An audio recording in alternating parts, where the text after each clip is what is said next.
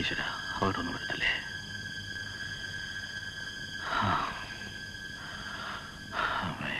റാണി ഉറങ്ങിയോ? അവൾക്ക് വലിയ വിഷമമുണ്ടെന്നാ തോന്നുന്നത്. മാഷൊരു മര്യാദക്കാരനായിരുന്നു. ചായപ്പിന്റെ അകത്ത് കേറിയ അങ്ങനെ ഒരാൾ അവിടെ കഴിഞ്ഞിരുന്നു എന്ന് പുറത്താരും അറിഞ്ഞിരുന്നില്ല. വില കണക്കാക്കിയിട്ടല്ല, ഒരു തുള്ളി വെള്ളം പോലും ചേർക്കാതെയാണല്ലോ ദിവസവും പാല് കാച്ചി കൊടുത്തോണ്ടിരുന്നത്. എല്ലാം വെള്ളത്തിലായോ എന്റെ പൊന്നു ചാലു? പെണ്ണിനെ ഇഷ്ടമാണേലും അല്ലേലും ഒന്നും പുറത്ത് പ്രകടിപ്പിക്കാത്ത തരക്കാരനാ. നിങ്ങൾക്കൊന്ന് ചോദിച്ചു നോക്കിയാൽ എന്താ? എനിക്കൊരു സംശയമുണ്ട് ജാനു. ആ കള്ളന ലവലാതി പിള്ളക്ക് മോളെ മാഷ തലയെ കെട്ടിവെച്ചു കൊടുക്കാൻ വല്ല ഉദ്ദേശമുണ്ടോ എന്ന്? ഇല്ലെങ്കിൽ പിന്നെ ഇത്രയും വിശ്വാസത്തിൽ ആ ഭാർഗവി നിലയം മാഷക്ക് എഴുതി കൊടുക്കൂ. അങ്ങേര് വലിയ പണക്കാരൻ, മോൾക്കൊരു ചെറുക്കനെ കിട്ടാൻ എന്തോന്നും അത്ര പാട്? മാഷയുടെ വില നിനക്ക് അറിഞ്ഞൂടാ.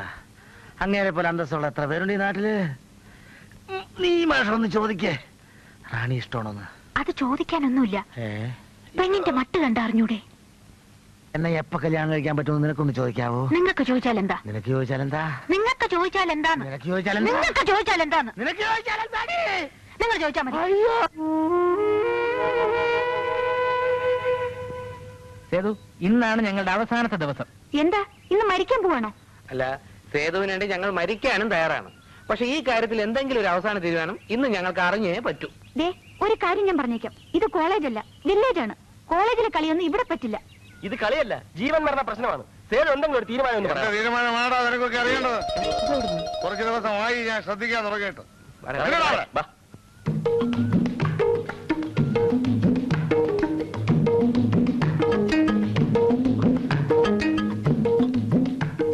അളിയാ, നാടൻ എന്തായാലും നാടൻ തന്നെ. വണ്ടിക്കൂലി മുടക്കി ഇതുവരെ വന്നാലെന്താ? വേഷം മിനിങ്ങേച്ച് പോവാലോ. കുറച്ചു ദിവസമായല്ലോ ഇവിടെ കിടന്ന് ഇങ്ങനെ കറങ്ങാൻ തുടങ്ങിയിട്ട്. നാട്ടുമ്പുറത്തെ കാറ്റൽപ്പം പെശകാണ്. അണ്ണാ ഉടക്കല്ലേ അണ്ണാ, ഇത് നമ്മുടെ സ്ഥിരം പാർട്ടികളാണ്. എന്റെ അഞ്ഞില് പാർട്ടിയാടല്ലേ അണ്ണാ. നീ പോകാറുണ്ട്. യവന്മാർ സമാധാനം പറയട്ടെ. എന്താ സാറിന് ഇപ്പൊ എന്താ വേണ്ടത്? ഇടാ, എന്റെ എരവി മുതലാളിയുടെ മകളുമായിട്ട് നിനക്കൊക്കെ എന്താണ് ബന്ധം? പിന്നെ ബന്ധുരമായ ബന്ധം, സന്തതമായ ബന്ധം, നിതാന്തമായ ബന്ധം. മനസ്സിലാകുന്ന ഭാഷയിൽ പറയടാ. താൻ ആര്? വില്ലേജ് ഓഫീസറാ? പോവേ. ഞാൻ ആരാണെന്ന് നിനക്കറിയണോ? ഇടിച്ച് കൂമ്പ് ഞാൻ കലക്കും. താൻ കലക്കോ? പിന്നെ കലക്കും. നില്ല തമാശ കളയട്ടാ. ചേട്ടനത് അടി വെച്ചു കൊടുത്ത അവൻ ബാക്കി ഉണ്ടാവും. അവൻ വെള്ളത്തിന്റെ പുറത്ത് എന്തെങ്കിലും പറഞ്ഞെന്ന് വിചാരിച്ച് ചേട്ടനത് കാര്യമായിട്ടെടുത്തോ.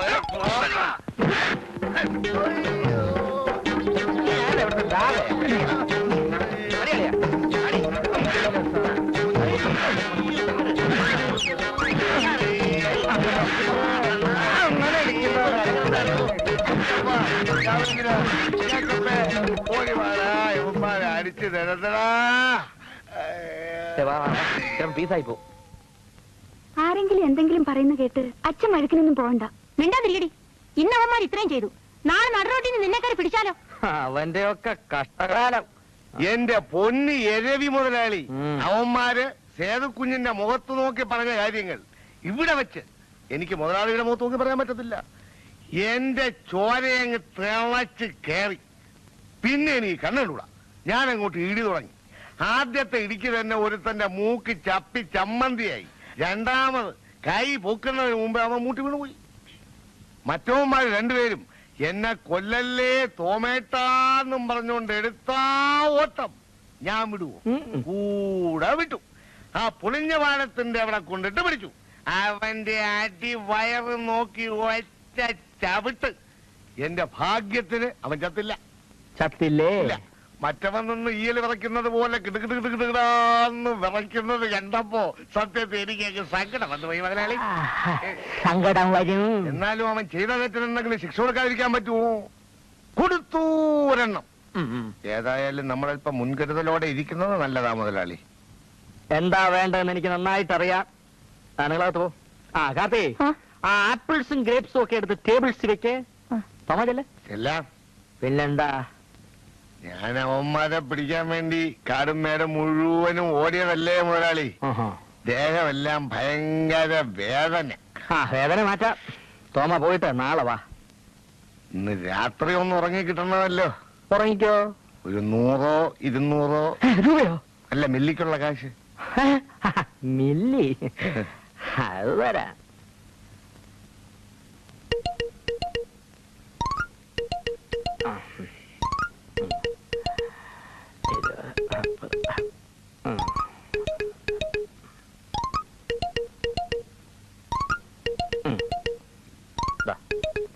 രണ്ടുലുവയോ? 2 ഉലുവായിക്ക് ഉറങ്ങിയാ മതി.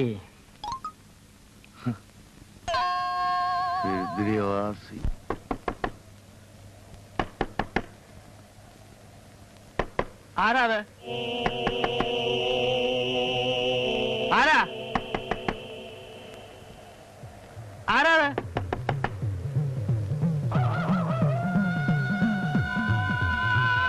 ആരാ അത്? ആരാ?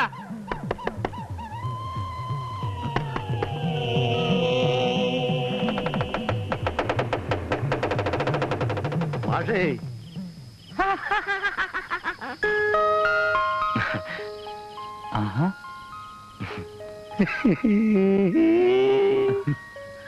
അയ്യോ, മുട്ടി മനുഷ്യന്റെ മുട്ടിയെ തൊലി പോയല്ലോ മാഷേ. നീ എന്താ ഈ പാതിരാക്ക്?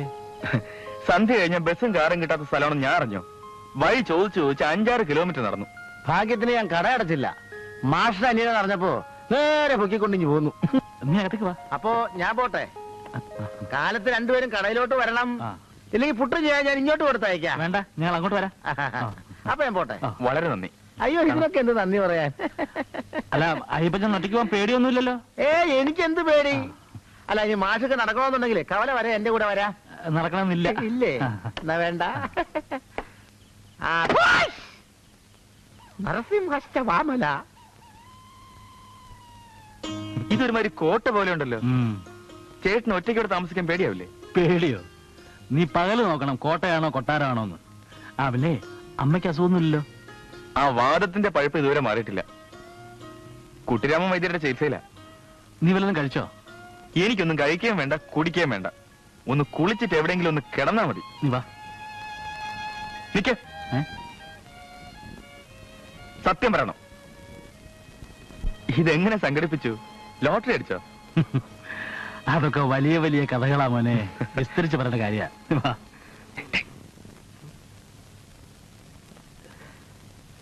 May come in sir? Yes, come in. Good morning sir. Good morning sir.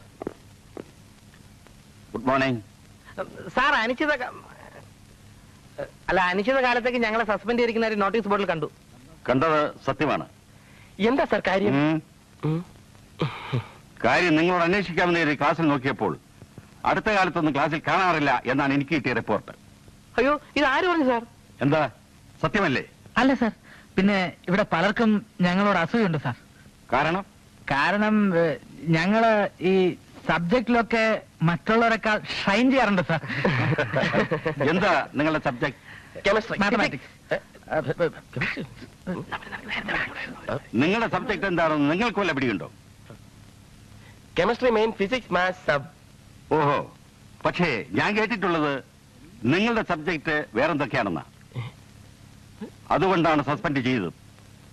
Zoology ക്ലാസ്സിലെ സേതുഭായി എന്ന കുട്ടിയെ നിങ്ങൾ എന്താ ചെയ്തത്?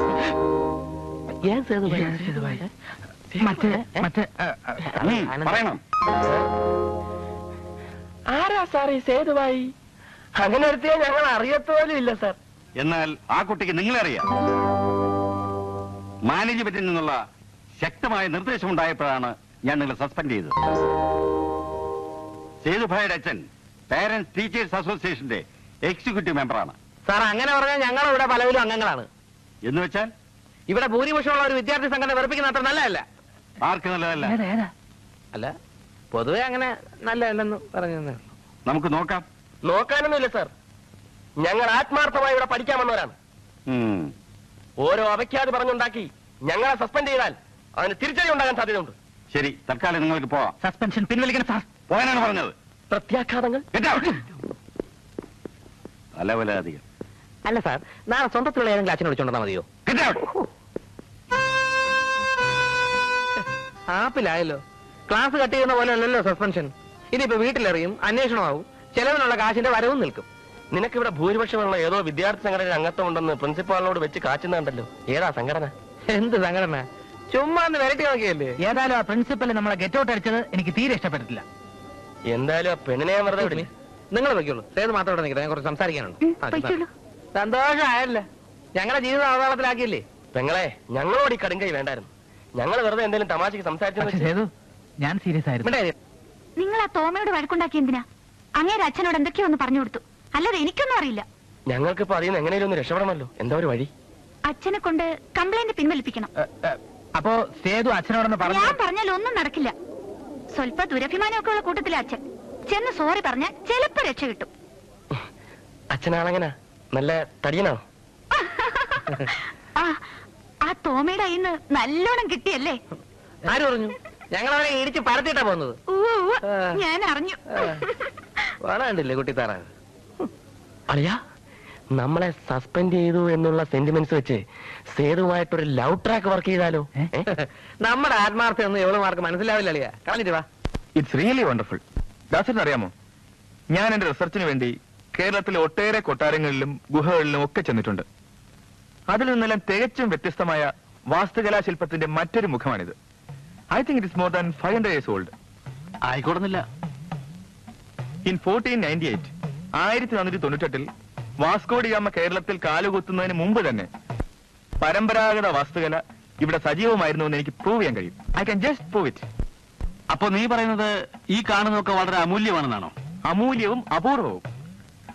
ചേടാ, വഴിയേ പോയ ഒരു വയ്യാവേലി വലിച്ച് തലേ കയറ്റി വെച്ചെന്നും വിചാരിച്ചോണ്ടിരിക്കുകയായിരുന്നു ഞാൻ.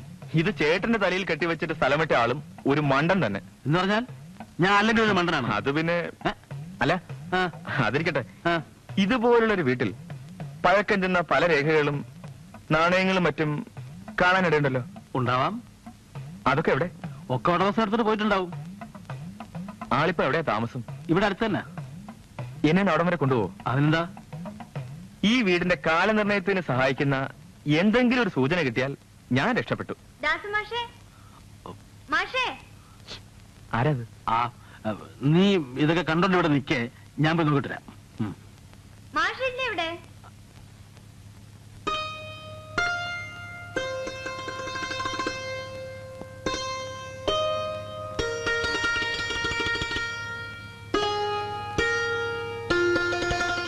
റാണി, നീ എന്തിനാ ഇങ്ങോട്ട് വന്നത്? എന്താ വീട്ടിൽ വരാത്തെ? ട്യൂഷൻ എടുക്കാൻ വരുമെന്ന് പറഞ്ഞിട്ട്? നീ ഇപ്പൊ പോ, ഞാൻ വന്നോളാം. കള്ളം, വരൂല്ല, എനിക്കറിയാം. മാഷ് കഷ്ടപ്പെടണ്ട, ഞാൻ ഇങ്ങോട്ട് വന്നോളാം. എനിക്കും അതാ ഇഷ്ടം. അതൊക്കെ നമുക്ക് തീരുമാനിക്കാം. റാണി ഇപ്പൊ പൊക്കോളൂ പ്ലീസ്. മാഷ് അവിടുന്ന് പോന്നെ പിന്നെ വല്ലാണ്ട് മെലിഞ്ഞു. ആഹാരം ഒന്നും ശരിയാവാത്തോണ്ടാ, എനിക്കറിയാം. എന്റെ പൊന്നുമോളെ, ഞാൻ എന്ത് വേല ചെയ്യാം. തൽക്കാലം നീ ഒന്ന് പോ. അകത്തെന്റെ അനിയനുണ്ട്, അവനെങ്ങനെ നിന്നെ കണ്ടാലെന്താ? ഞാൻ എങ്ങനെ ഇതിനെ പറഞ്ഞ് മനസ്സിലാക്കും? ട്യൂഷൻ എടുത്തില്ലെങ്കിൽ സാരില്ല. ഞാൻ വന്നത് വേറെ വിട്ട് മാഷക്ക് തരാനാ. എന്താ? ഡാ, കോഴിമുട്ടയാ പുഴുങ്ങിയത്. അമ്മ കാണാനെടുത്ത് കൈ വെച്ചതാ. എനിക്ക് കോഴിയും വേണ്ട, മുട്ടയും വേണ്ട. നീ ഒന്ന് പോ. അവനില്ലേ എന്റെ അനിയൻ, അവനാണ് മഹാ പെശകാ. ഇത് വാങ്ങിക്കാണ്ട് ഞാൻ പോവില്ല.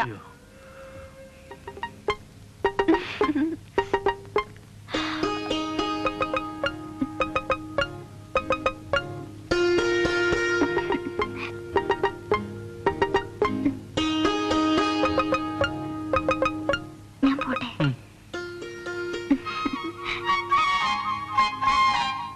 നാളെ വരാം.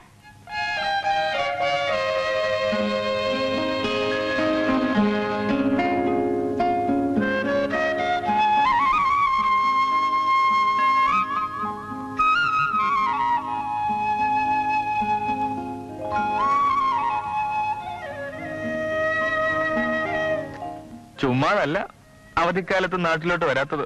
മനസ്സിലായി? എന്ത് മനസ്സിലായി? അമ്മ കല്യാണക്കാര്യം പറയുമ്പോഴൊക്കെ ഉരുണ്ട് കളിക്കുന്നതിന്റെ രഹസ്യം നിനക്കൊരു ചുക്കും മനസ്സിലായിട്ടില്ല. ദേ, എനിക്കും കാര്യങ്ങൾ കണ്ടാൽ മനസ്സിലാകുന്ന പ്രായമായി. എന്നുവെച്ചാ ഞാൻ ഇല്ലാത്തോണ്ടോ സമ്മതിക്കണോ? ഏ? ആ ഈ ദേഷ്യം തന്നെ അസൽ കാമുകന്മാരുടെ ശൈലാണല്ലോ കാണൊരു. എടാ, അത് ഞാൻ മുമ്പ് താമസിച്ചിരുന്ന വീട്ടിലെ പെണ്ണ അയ്യപ്പൻ ചേട്ടന്റെ മോള്. ഒരു വട്ട് കേസാ. ഞാൻ ഇന്ന് എന്നെ അമ്മയ്ക്ക് എഴുതിക്കൊള്ളാം. എന്നാ അങ്ങോട്ട് എഴുത്. ചുമ്മാ പേടിപ്പിക്കുന്നു. അയാളെ മുഴുവൻ നിൽക്കരുത്. എനിക്ക്